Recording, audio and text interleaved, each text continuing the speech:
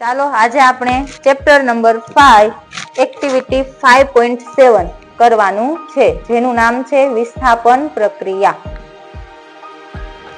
વિસ્થાપન પ્રક્રિયા માટે આપણે બધાને ખબર છે કોપર સલ્ફેટ લેવાનું છે. આ કોપર સલ્ફેટ નો પાવડર છે, એને પાણીમાં નાખી અને દ્રાવણ બનાવેલું છે. તો આ કોપર સલ્ફેટ નું દ્રાવણ છે. શેનું દ્રાવણ છે?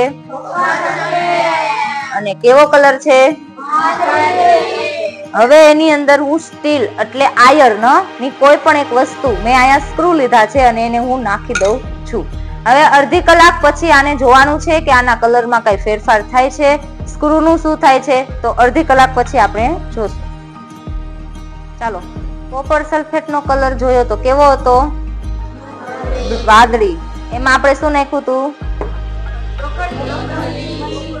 ઓકે. પછી અડધી કલાક પછી જોયો તો કેવો કલર થઈ ગયો? હવે આમ થવા પાછળનું કારણ, તો આ થવા પાછળની એક રાસાયણિક પ્રક્રિયા સંકળાયેલી છે. એ પહેલા જોઈએ તો સૌથી પહેલા શું લીધું? તો અહીંયા હું શું લખું છું? કોપર.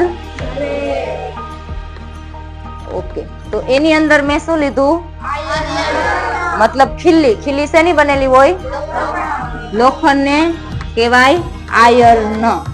કાઉસમાં લોખંડ. ઓકે.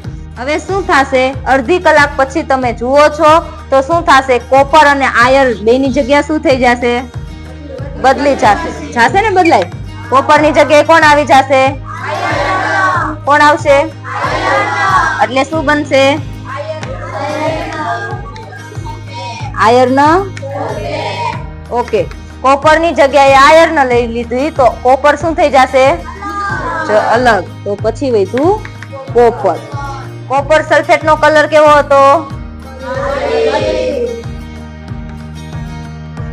અને આયર્ન સલ્ફેટ એનો કલર કેવો થયો? હવે આમ થવા પાછળનું કારણ ખબર પડી? શું કારણ છે? તો કે કોપર સલ્ફેટ ની અંદર તમે ક્યારેય પણ લોખંડની કઈ પણ વસ્તુ નાખો એટલે એકબીજાની જગ્યા બદલી જાય. કઈ એકબીજા? તો કે કોપર અને આયર્ન. શું થાય? તો કે કોપર આયર્ન ની જગ્યા લઈ લે, આયર્ન કોપર ની જગ્યા લઈ લે, એટલે બનશે આયર્ન સલ્ફેટ. આયર્ન સલ્ફેટ કેવો કલર? લીલો કલર આવી ગયો. પ્લસ શું છૂટું પડ્યું? તો તમને આ નીચે જે કોપર દેખાય, કણ દેખાય?